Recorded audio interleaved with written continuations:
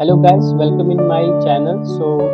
मेरा नाम तहसीन रज़ा है और आज मैं आपको बताने जा रहा हूँ कि रिज्यूमे हम कैसे बनाते हैं। स्पेशली रिज्यूमे होता क्या है, जब हम किसी कंपनी में आवेदन करते हैं, अप्लाई करते हैं, तो उस समय हमें रिज्यूमे देने होते हैं। रिज्यूमे में स्पेशली हमें बायोडेटाज लिखने होते हैं और बायोडेटा से मोर देन होता है। इसमें आपका अगर जॉब एक्सपीरियंस है तो आप रिज्यूमे में जॉब एक्सपीरियंस को भी लिख पाएंगे। और इसमें क्या चीज़ है, आपको फॉलो कुछ नियम्स करने होते हैं, कुछ रूल रेगुलेशंस होते हैं। उस रूल रेगुलेशंस को फॉलो करने के बाद ही आप इस चीज़ को यूज करेंगे तो आपका जॉब सिलेक्शंस में चांसेस बढ़ जाएंगे। तो चलिए देर ना करते स्टार्ट करते हैं। स्टार्ट करने से पहले प्लीज़ मेक श्योर मेरे चैनल को subscribe and like and share करें। रिज्यूम बनाने के लिए आप किसी भी वर्ड फाइल को यूज कर पाएंगे। मैं अभी WPS वर्ड फाइल को यूज करना चाहता हूँ। तो जैसे ही WPS फाइल को खोलते हैं तो यहाँ पे आपको डॉक्स फाइल दिखेगा। डॉक्स फाइल में हम जैसे ही जाएंगे तो डॉक्स फाइल में जाने के बाद ब्लैंक डॉक्यूमेंट सेलेक्ट कर लेते हैं। ब्लैंक डॉक्यूमेंट सेलेक्ट करने के बाद आपको यहाँ हेडिंग में सबसे पहले लिखने होंगे। आपको हेडिंग में लिखने होंगे क्या, रिज्यूम। क्योंकि हमारा जो है ना रिज्यूम और हमारे पास जो होते हैं, रिज्यूम और हमारे पास सीवी जो होते हैं वो दो प्रकार के होते हैं। सीवी हमारा एक्सपीरियंस जिसके पास ज़्यादा है वो सीवी बनाते हैं, और जिसके पास एक्सपीरियंस या फ्रेशर है वो रिज्यूमे बनाते हैं। तो जैसे ही हमारे पास ये वर्ड फाइल आता है तो इसमें आपको सबसे पहले हेडिंग में रिज्यूम लिखना है। तो जैसे ही आप यहाँ पे रिज्यूम लिखेंगे, ये रिज्यूम लिखने के बाद आप इसको सेंटर कर देंगे। सेंटर में रखने के बाद इनकी साइज आप बढ़ा लीजिए। साइज बढ़ाने के बाद इन्हें आप बोल्ड कर लीजिए और थोड़ा अंडरलाइन भी कर सकते हैं। और अंडरलाइन करने के बाद यहाँ पे आप एंटर मारेंगे तो एंटर में फिर से आप लेफ्ट कर्सर रखिए। लेफ्ट कर्सर में रखने के बाद सारे टेक्स्ट को आप नॉर्मल कर दीजिए। यहाँ पे आपको सबसे पहले स्टार्टिंग पीरियड में आपको अपना नाम देना होगा, ठीक है। तो नाम देने के बाद जैसे ही आप अपना नाम देंगे उसके बाद आपको अपना एड्रेस देना है। एड्रेस स्पेशली मैं यहाँ पे बताना चाहूँगा कि हमें जो एड्रेस, ये कंपलसरी नहीं है कि आप पूरा एड्रेस लिखें। जो आपका है एड्रेस, जैसे कि मान लेते हैं कि आपका ओखला घर है दिल्ली में, तो ओखला दिल्ली और जो पिन कोड है वो चल जाएगा, ठीक। तो इतना लिखने का नहीं है कि विलेज, ब्लॉक नंबर और फिर चीज़ें कि हमारा पिन कोड इतना है, तो डिटेल में लिखने की इतनी ज़रूरत नहीं है। आगे हमारे पास है कॉन्टैक्ट नंबर। कॉन्टैक्ट नंबर देने के लिए हमें क्या है कि कॉन्टैक्ट नंबर जैसे ही प्रेस करेंगे तो कॉन्टैक्ट नंबर आप स्टार्टिंग में +91 देने की कोई ज़रूरत नहीं है। 10 डिजिट का जो आपका नंबर है वो दीजिए। उसके बाद हमारे पास ईमेल आईडी आता है। ईमेल आईडी में आपको फोकस करना है कि ईमेल आईडी आप अप्रोप्रिएट, जो सही यूजेस वाला ईमेल आईडी है उस प्रकार से आप ईमेल आईडी डालिए। और ईमेल आईडी डालने के बाद आपको एक क्या करना है, यहाँ पे एक आप बॉर्डर ले लीजिए, ठीक है। जैसे ही टॉप बॉर्डर लेंगे आप यहाँ से टॉप बॉर्डर ले लीजिए। उसके बाद आपको यहाँ पे आपका कैरियर ऑब्जेक्ट लिखना है। जैसे कैरियर ऑब्जेक्ट लिखेंगे, कैरियर ऑब्जेक्ट लिखने के बाद यहाँ पे एक चीज आपको फोकस करने होंगे कि जैसे आप कैरियर ऑब्जेक्ट लिखेंगे ना, तो बहुत सारे होते क्या है, जो फ्रेशर होते हैं उनको पता नहीं है कैरियर ऑब्जेक्ट एक्चुअली में होता कैसे है। तो कैरियर ऑब्जेक्ट आपको वो उस तरीके से फॉलो करना है यहाँ पे कि जैसे कि सपोज कीजिए आपके पास, आप जिस जॉब के लिए अप्लाई कर रहे हैं ना, तो उस जॉब के लिए आपको करियर ऑब्जेक्ट चूज करने हैं। अगर आप यहाँ पे अगर लिखेंगे कि I want to become an IAS officer, so that's why I will want to choose that job. So ये तो 100% गलत है ना कि आप एक IAS ऑफिसर बनना चाहते हैं और आपका करियर ऑब्जेक्ट IAS ऑफिसर बनना है, और आप यहाँ पे DCA कोर्स के लिए अप्लाई कर रहे हैं। तो यहाँ पे आपको फोकस करना है कि कैरियर ऑब्जेक्ट आप उसी चीज को लिखेंगे जो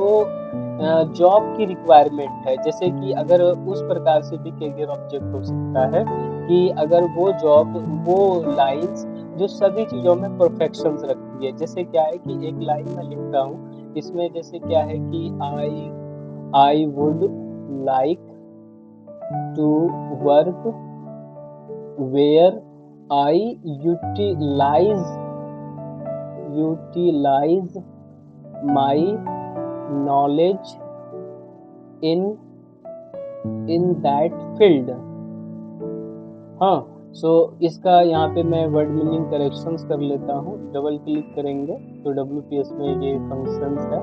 तो इसका मतलब क्या हुआ कि मैं उस जगह पे वर्क करना चाहूँगा और करना चाहता हूँ जहाँ पे मैं अपने नॉलेज को यूटिलाइज कर सकूँ, बढ़ा सकूँ। तो ये हमारा एक करियर ऑब्जेक्ट हुआ, ठीक।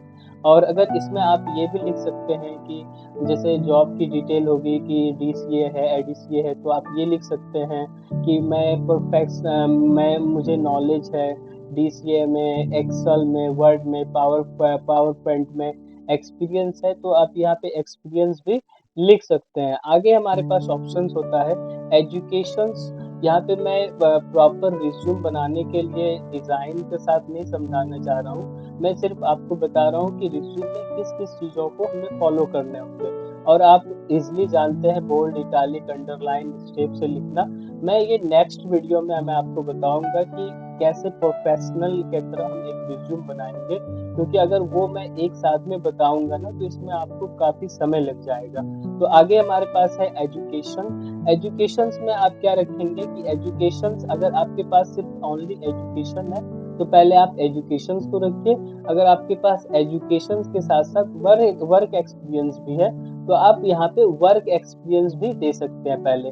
तो अगर आपके पास एजुकेशंस है तो एजुकेशंस में आपको फॉलो करने होंगे कि देखिए होता ये है, यहाँ पे मैं एक बात बताना चाहूँगा कि होता ये है कि बिहार के बच्चे या फिर यूपी के बच्चे जो होते हैं वो सबसे पहले जिस चीज़ को कंप्लीटेड किए हैं उस चीज़ को पहले देते हैं। जैसे कि हमारा सपोज करते हैं ग्रेजुएशन हुआ है तो हम पहले क्या देंगे, मैट्रिक, इंटर, उसके बाद ग्रेजुएशन देंगे। लेकिन ये क्या है, ये फॉर्मेट गलत है। तो हमें क्या फॉर्मेट फॉलो करने हैं, पहले जो हमने कंप्लीटेड किया है एट द एंड ऑफ जो हमने कंप्लीटेड किया है उसको मुझे लिखना है, उसके बाद वाले को, उसके बाद वाले को। जैसे अगर किसी बच्चे का सपोज कीजिए किसी बच्चे का कंप्लीटेड हुआ है BA तो वो BA लिखेगा, और इसके साथ साथ BA लिखने के बाद वो किस यूनिवर्सिटी से किया है, कितने नंबर से पास हुए हैं और साथ में कितने परसेंटेज आए हैं, वो सारे चीज लिखने हैं। क्योंकि जब हमारा जो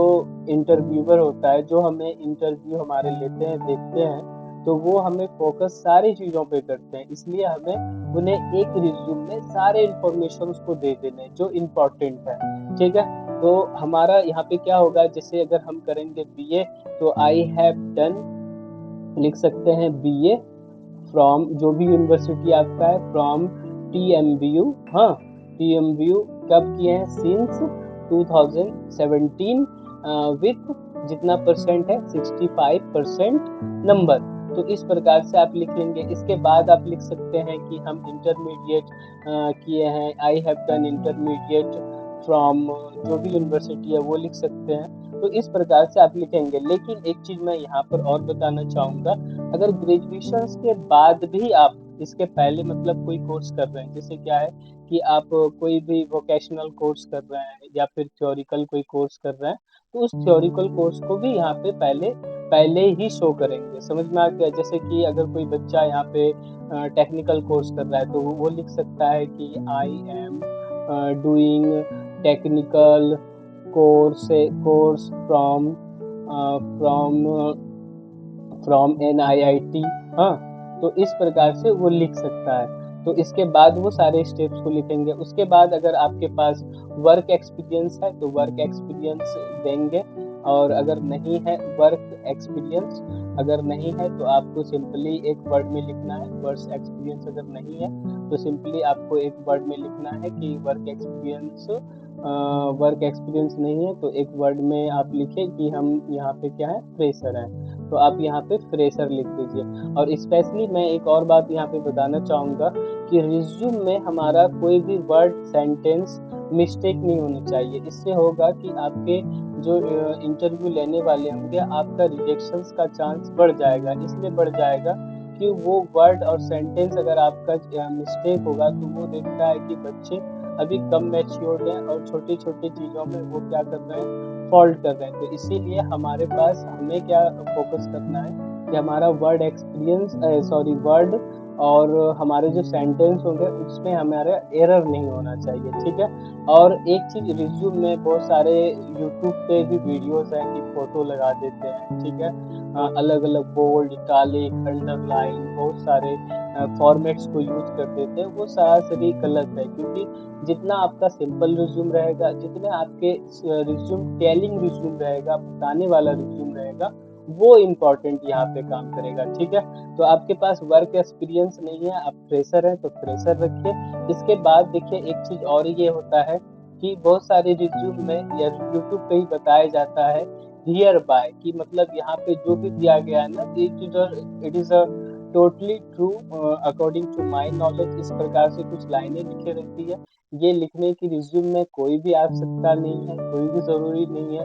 सिर्फ आप उसी चीज को लिखिए जो आपका रिक्रूटर, आपका कंपनी का जो मतलब लेने वाला इंटरव्यू, उसके लिए क्या इम्पोर्टेंट रखता है, उस चीज़ों को आप रिज्यूम में लिखिए, ठीक है। और इसमें ये नहीं लिखना है फैमिली, बहुत सारे रिज्यूमे में या यूट्यूब पे बताया जाता है कि आप फैमिली डिटेल के बारे में लिखिए, फादर नेम, मदर नेम, हाँ, ये सारी चीज़ों के लिखने की कोई भी ज़रूरत नहीं है। हाँ, आप यहाँ पे ये लिख सकते हैं कि मैं मेल हूँ, ठीक है, मुझे लैंग्वेज में नॉलेज है, इंग्लिश का, और हमारे पास हिंदी का नॉलेज है।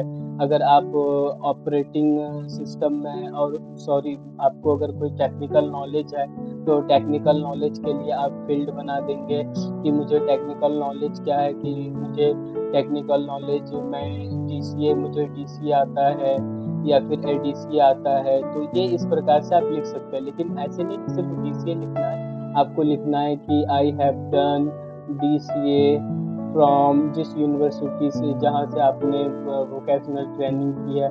I have done DCA from NIIT, हाँ, और किस स्ट्रीम में, सिंस 2017, हाँ, या फिर 18, जो भी देना चाहते हैं। आपको इसमें क्या क्या एक्सपीरियंस है, तो एक्सेल, हाँ, आई नो एडवांस एक्सेल, हाँ, एक्सेल, वर्ड, सो ऑन। सो इस तरीके से आपको जो भी होगा तो आपको यहाँ पे टोटल समझाने होंगे और बताने होंगे, ठीक है। तो ये हमारा क्या होता है। इसके बाद आप लास्टली आप सिर्फ प्लेस का नाम लिखिए, जहाँ पे आप जमा कर रहे हैं वहाँ का नाम, और उसके साथ डेट लिखिए। और इसके बाद रिज्यूम में आपको कोई भी चीज़ें इम्पोर्टेंट नहीं मिलेगा, नहीं लगेगा, ठीक है। सो मैं आशा करता हूँ आज का जो ट्यूटोरियल है वो रिज्यूम पे है, ट्रू इंफॉर्मेशन है। इस तरीके से, इस डिटेल में आपको यूट्यूब पे वीडियो जरूर मिलेंगे। सो प्लीज़ मेक श्योर, मैं अगेन कहता हूँ, मेरे वीडियो बनाने में काफ़ी मेहनत होते हैं, तो please like and share and subscribe my channel. Thank you very much, bye bye.